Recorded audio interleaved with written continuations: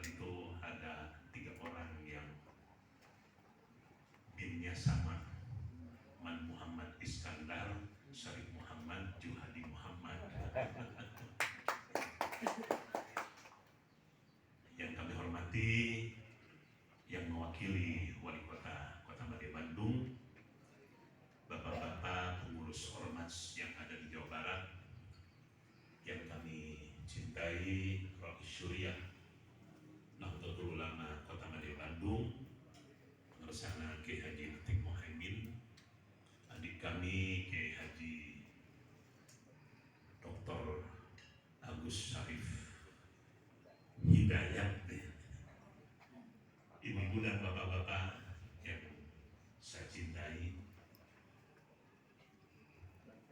Kalau kita coba sedikit mundur ke belakang, NU Kota Madya Bandung cikal bakal munculnya dari tempat ini. Allah yarham Kiai Haji Dimyati, ketika itu ada 4 Dimyati dalam waktu yang bersamaan. Yang pertama, Allah yarham Mama Gedong Kiai Haji Dimyati Sukamiskin, almarhum Allah yarham Kiai Haji Dimyati Sirna Miskin, Allah yarham Kiai Haji Dimyati Sukaleueur atau Sibusaeur, ya, masih familinya Ki Agus, ya. Kemudian Kiai Haji Dimyati Taman Sari, ya. Keempat serangkai Allah yarham ya Dimyati ini merupakan pionir tumbuhnya NU di Kota Bandung. Oleh karena itu tercatat nomor anggota NU di Kota Bandung, nomor pertama adalah Allah yarham, Pak Suwarha itu nomor 6, Hotel Suwarha, dan juga menjadi Ketua NU Kota Bandung dari tahun 38 sampai 43. Ya. Kemudian Raden Haji Syakban yang di Pecinan Lama itu nomor 12. Ya. Allah yarham orang tua kami sendiri, Mas Aga Akhir, masuk anggota NU Kota Bandung itu nomor 70-an dengan ayahandanya Ki Haidar, kakeknya Pangersana dengan Haidar Sukamiskin.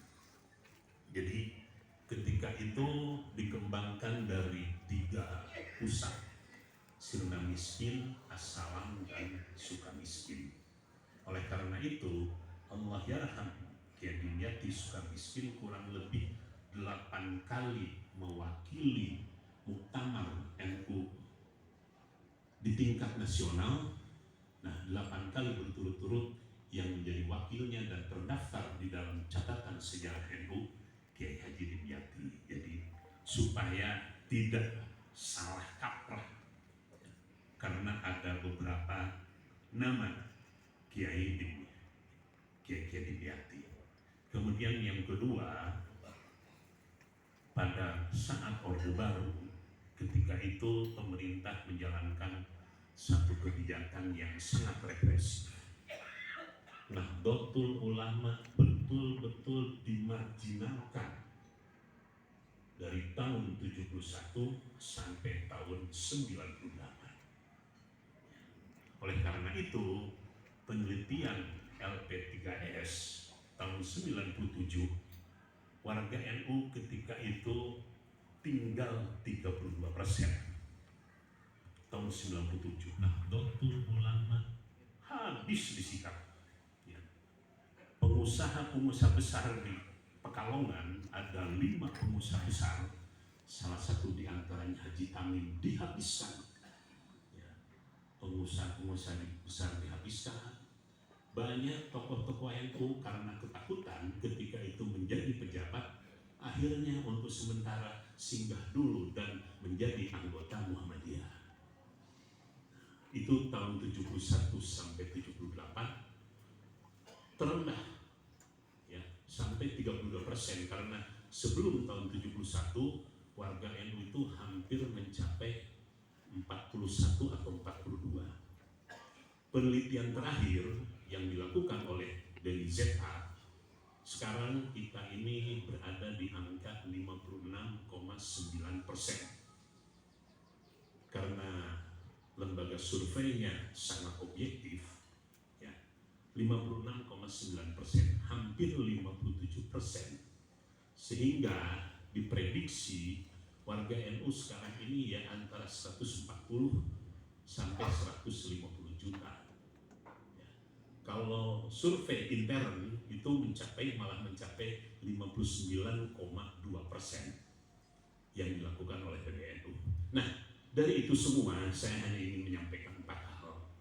Saya sebetulnya tidak layak untuk memberikan mau'izah hasanah. Saya hanya ingin memberikan sedikit bekal pengalaman untuk pengurus yang akan datang. Yang pertama, ada kata hikmah, ma'rifatul wajib syai'un 'azim, qiyamu bihi amrun 'azam. Mengenal esensi sebuah kewajiban, mengenal esensi sebuah fungsi, mengenal esensi sebuah tugas, syai'un 'azim, itu adalah sesuatu yang urgent. Ada lanjutannya, itu tidak titik tapi koma. Ma'rifatul wajib syai'un 'azim, qiyamu bihi amrun 'azam. Namun mengimplementasikannya menjadi sebuah kenyataan, merealisasikannya, mengaplikasikannya, amrun 'azam, itu adalah perkara yang lebih urgent. Saya kira di sini hadir para kiai, kita orang pesantrenan sangat paham adanya perubahan kata dari syai'un ke amrun dan dari azim ke a'zam. Di sana ada konotasi li'taukid, untuk memberikan semacam stressing, untuk memberikan semacam penekanan. Tidak cukup hanya kita faham dengan jabatan kita, tetapi yang menjadi masalah sampai sejauh mana kita mampu mengaplikasikan jabatan tersebut dalam bentuk yang namanya tanggung jawab. Saya hanya sebatas memperkuat apa yang disampaikan oleh Ketua PWNU tadi. Ini yang pertama, karena sebentar lagi kita akan adzan zuhur. Yang kedua, prinsip kita sementara ini al-muhafadzatu 'alal qadimis shalih wal akhdhu bil jadidil aslah. Nampaknya untuk NU Jawa Barat, Pak Zuhadi, dan umumnya untuk cabang-cabang lebih fokus kepada paradigma yang pertama. Muhafadzah qadimis shalihnya ini mungkin hampir 70%. Al-akhdunya inilah yang mungkin kita agak terlambat dibanding dengan organisasi-organisasi yang lainnya. Kalau misalnya kita baca pengantar dari Syekh Nawawi Al-Bantani dalam kitab tafsirnya Marah Labib, beliau katakan ada satu kata untuk ulama-ulama tafsir harus berani melakukan tajdid. Kalau untuk tingkat dunia mungkin mujaddid itu 100 tahun sekali. Kalau untuk PB saya kira 50 tahun sekali, Pak Juhadi. Nah, untuk wilayah dan cabang nampaknya 25 tahun sekali.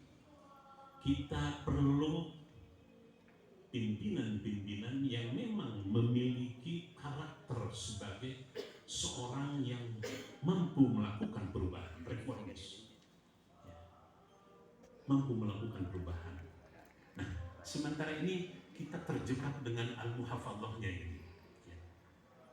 Dulu kalau tahun 55 sampai 65, selama 10 tahun rapat cabang NU itu berlangsung di tempat saya di Assalam. setiap bulan hari Sabtu pertama itu pertemuan seluruh pengurus, hampir 10 tahun. Setiap pertemuan almarhum Abah itu selalu sembelih kambing 2 atau 3 ya, karena banyak jamaah. Untuk 3 kambing mah nggak sulit lah gitu, domba, sehingga tatkala saya ketemu dengan para kiai seangkatan almarhum ke Puguh Matua Karamong, pasti gulai sate. Nah, ini mungkin bersifat al-muhafadzah, tetapi dari pertemuan tersebut lahir beberapa terobosan-terobosan.